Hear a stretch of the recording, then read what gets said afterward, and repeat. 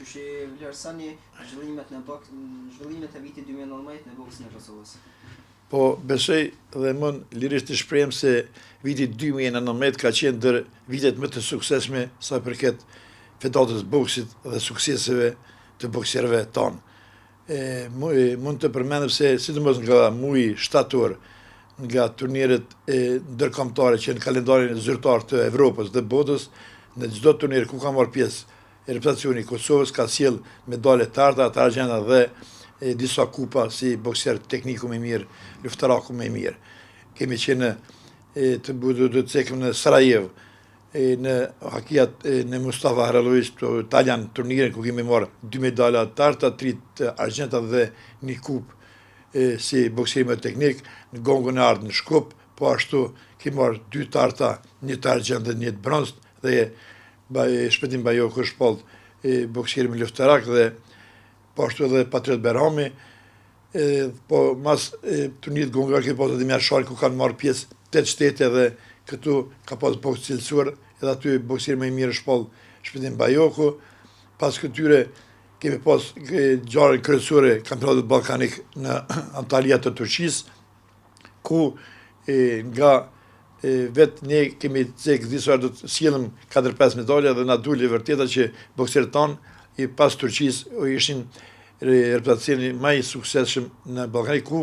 arritën të marrën 5 medalje. 1 të arta Donjeta Sadiku, 2 të argjenta Shpetim Bajoku dhe Besart Pireva dhe 2 të bronzit Bashkim Bajoku dhe siç i cekëm të argjenta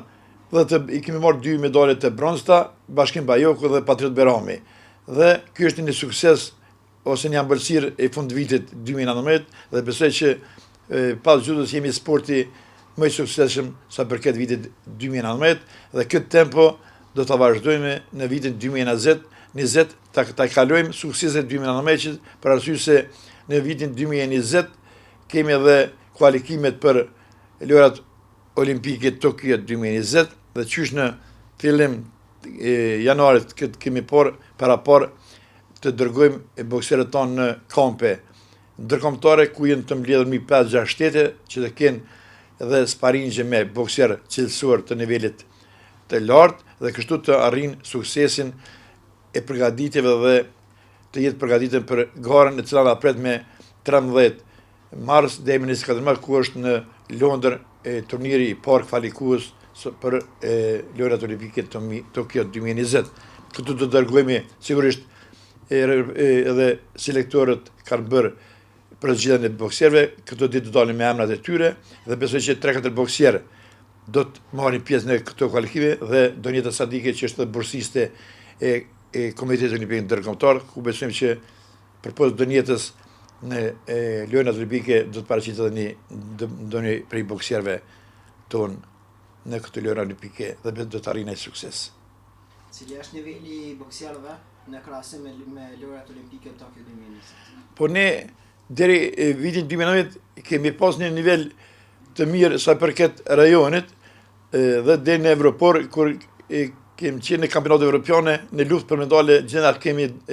stagnuar dhe gjithnjë kemi marrë vendin e 5-6, por besojmë që tani këta bokserë kanë bërë një përvojë ndërkombëtare të mirë dhe besoj që tani tutje do të arrijmë të marrim edhe medale evropiane botërore, por pse jo edhe ndonjë medalë nga Olimpiada 2020. So janë mundësitë që bokserët të kualifikohen në Tokyo 2020? Po besoj që mundësitë janë të mira për arsye se ne për sportet tjera nuk kemi mbledhjen e pikëve, por ne kemi vetëm 2 turnire kvalifikuese, i pari si që ceka është me 13 dhe 24 mars në Londër, ku është shans e mirë për arsye se 3 kategoritë e para do të marrin pjesë 6 bokserë, në 3 kategoritë tjera do të jenë pjesëmarrës 8 bokserë dhe besoj që i duan 2 lufta ose 2 fitore bokserëve tanë që të kvalifikohen për Olimpiadë dhe mund këtë bazë të shortit, nëse keni short mirë, besoj që